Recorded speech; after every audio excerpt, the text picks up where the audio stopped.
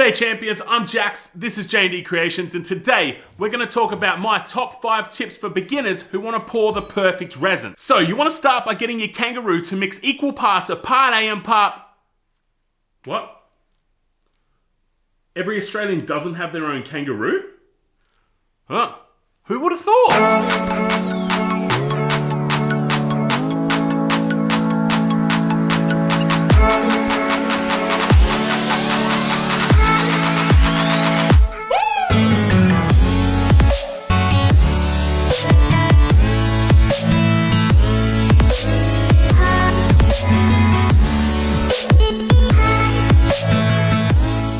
Alright champions, so before we even get into any tips, let's kick off by listing the things that we're actually going to need for this. So to get a resin project off the ground, you're going to need scales, gloves, resin, mixing sticks, mixing cups, pigments, molds, and possibly a pressure pot. You're also going to need a hell of a lot of patience and a wallet that's thick enough to allow you to make some mistakes. Now tip 1 is arguably the most important. Which resin do I use?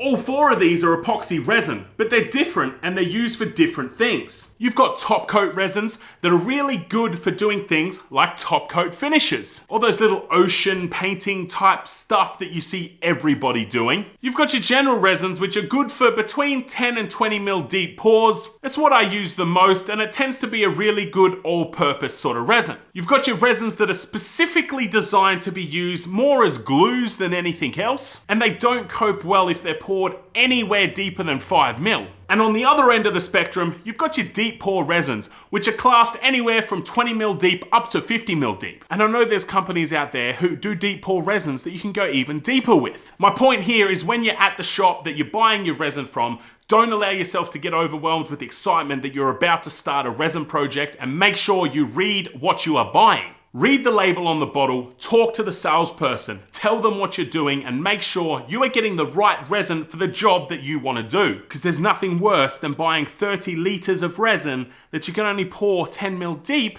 when you want to make tables. Not that I've done that before or anything. Now, seeing as we're talking about using the right resin, I think it's also very fitting to include the fact that you need to use the right pigments as well. Not all pigments are made equal. Let's just get that out of the way right now. I use pigments from all different companies, and there is a noticeable difference. If you're using an ink style pigment like this, it's very easy to mix in with your resin. You don't have to worry about clumping of powders. The only thing you have to pay attention to when you're using this type of pigment is that you don't exceed a 10% ratio to the resin, because that can interfere with the chemical reaction. You've then got this style of pigment, which is a paste pigment. Think like peanut butter consistency. I found this style of pigment blends really well with the resin, but it does adhere to your mixing stick quite a bit. You've then got the Pearl X brand, which are arguably one of the most popular brands of pigment. They have a massive range of different colors, but I find this brand of pigment excessively hard to mix with the resin. I've had instances where I've mixed their pigment powder in for about 10 minutes, I've done my pour, and I have still had clumps of pigment float to the surface. If you're using an electric mixer, this shouldn't be an issue at all. You should be perfectly fine. But if you're mixing by hand, as I often do, it can pose issues when you're just starting out. Hands down, my absolute favorite brand of pigment to use is the Candy Pigments, available at Carbatec. I've got a link down below in the description for these pigments, but that is not the reason that I'm recommending them. I'm recommending them because they are the easiest powder pigment I've ever come across that will blend into the resin without hassle. I've never had clumps of pigment rise to the surface with this, and within just a few minutes of mixing, they are easily dissolved within the resin. Plus, they've got an absolutely sick color range. I'm talking solid colors, pearlescent colors, color shifting pigments, the works. Absolutely recommend Candy Pigments. So, tip number 2 is mixing conditions. Now, if you guys saw me making this beauty, you would remember that when I mixed the milliput together, it was super rigid and quite difficult to mix. That's because it was freezing cold. In cold weather, when you're working with resin, what you can do is give the resin a bath before you use it. What this entails is running a hot sink of water and putting the containers in the water to warm the resin up inside. This will bring the resin to a more workable temperature and make it a lot easier to use. You also need to consider the temperature of the curing environment that the resin's going to be in. For example, if it's 40 degrees outside, it's probably not an advisable thing to do to play with resin that cures on an exothermic reaction. Because when the resin raises to temperature, which may be anywhere from 160 to 250 degrees, it's now combating that 40-degree external temperature as well, which makes it too hot and will make it crack. And completely on the flip side of that, if it's -4 degrees, you probably don't want to be pouring your resin then either, because what the packet says is a 2-day cure time may turn into a 12-day cure time. And that's simply because the resin can't generate enough heat for the chemical reaction to happen. So it can be a catch-22. You don't want it to be too hot and you don't want it to be too cold. Realistically, if you had the option between hot and cold, I would definitely suggest pouring resin on a cooler day over a hotter day. We can always wait a little bit longer for our resin to cure, but if our resin cures and then cracks, it's pretty much impossible to come back from that. For the beginners out there, even if you were able to perfectly mix the exact color of your resin after it's cracked and pour some more resin in there, it would 100% still be visible, because you will never be able to replicate the natural swirls in the pigment powder that generate in the resin when it cures. So guys, tip number 3 is going to be to use melamine for your molds. If you don't know what melamine is, let me show you. I'm sure you're all familiar with this chipboard stuff that you get with cheap IKEA furniture that's not so cheap, and it has this white coating on both sides generally. That's melamine. This stuff is fantastic at repelling resin, and when you combine it with some mold release spray like this, you will achieve some absolutely awesome results when you're trying to get your resin pour out of the mold. Because let's face it, it's not until our project comes out of the mold that we actually know what we've got to work with. When it comes to building these molds, I use pocket hole screws to screw the edges on. I then run a bead of silicone along the inside joints, and I use tape to secure the outside joint. Now, when it comes to your silicone, there's no need to get all fancy. Remember, we're trying to keep this affordable and accessible for beginners. This is the stuff that I use, and it's what I've used since day one. It's like $2 a bottle. It works fine, you've just got to give it 24 hours to cure. Now, if you're not creating something like a serving board that you want straight edges for, HDPE plastic is a very, very good alternative to use as a mold material. Now, before you rush out to some specialist store and try and source a whole heap of HDPE plastic, check the plastic containers you've got at home. Plastics like your everyday milk carton that's in your fridge,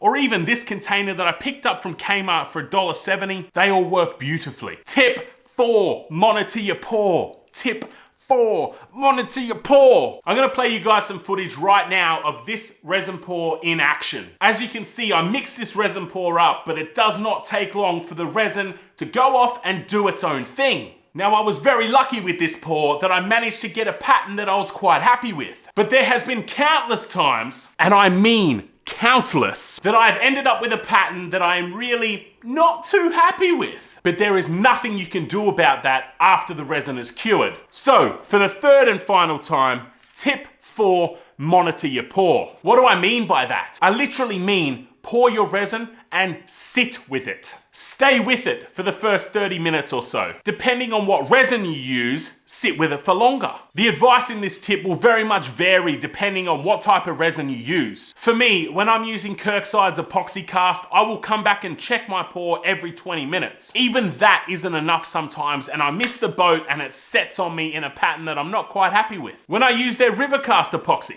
I'll come back and check that every 40 minutes to an hour, depending on what the ambient temperature outside is. In summer, that stuff will go off fairly quickly, probably 8 to 9 hours. In winter, it can take 2 days. The best thing to do if you have not used resin before, or you're trying a particular brand of resin that you've never tried before, is to sit with it for as long as you can. When you use your mixing stick to put patterns in the resin, you can feel the consistency of the resin. When that starts getting really thick, you are safe to start letting it be. But when the resin is still really liquidy, no matter what pattern you put in there, it will continue to heat up and morph and create its own pattern and really get rid of of what you have put into the resin. Now, as you continue along your resin journey and you get more experienced, what you can do is actually pour the resin and leave it in the mixing cup for a certain amount of time, depending on the brand of resin, until it starts to thicken up in the pot, and then pour it into your mold. But I wouldn't recommend that technique for beginners, because I'm not joking when I say the swig of your beer is the difference between it setting in the pot and making it into the mold. When this stuff gets hot, it goes off instantly. Now, tip number 5, guys, and one of the most important to ensure you enjoy the process of working with resin: do not overthink it. Do not stress about this video. Do not stress about the hundreds of other best 5 top tips for working with epoxy resin videos that you're gonna see all over YouTube everywhere. Take the advice, most definitely, but don't overthink it when it comes to your first pour, or your second, or your third, or your 50th. Enjoy the journey. Enjoy learning about the product. Enjoy learning how to use it, what works for you and what doesn't work for you. Enjoy discovering new brands of product, new brands of pigment, and different techniques and ways that you can use epoxy in your craft. The process that you're going to go through to make a Resin River serving board is not necessarily going to be the same process you go through to make a turning blank with resin and timber. So learn as much as you can, get advice from as many people and sources as you can, but then go out and just do your own thing. I do want to stress the fact that the number of top 5 tip videos I have seen for working with epoxy feel like they do more to scare a person out of it than encourage a person into it. Yes, it is a scientific chemical reaction that goes on for this stuff to cure, but it will still cure if you get the measurements a little bit wrong. Trust me, I know. Yes, external temperature is extremely important, but you can still pour resin if it's hot or cold. The most important thing that I want you to take away from this video is not any of those tips at all. It's this: just give it a go. If you're interested in the projects that I make and the stuff you've seen other people making, just try your hand at it. You will learn along the way, just as I did. Resin is a fantastic product to work with.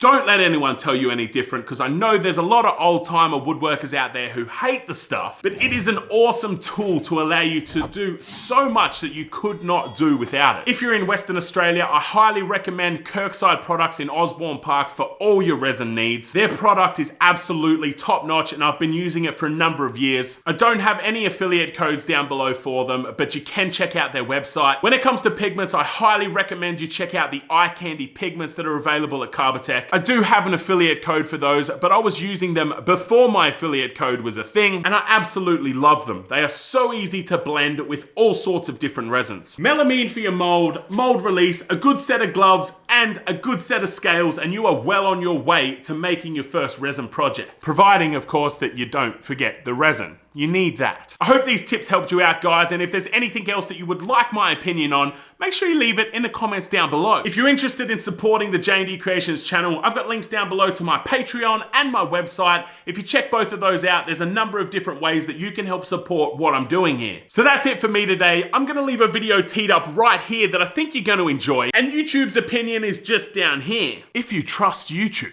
Stay safe, look after yourself, guys. Until next time, I will see you later.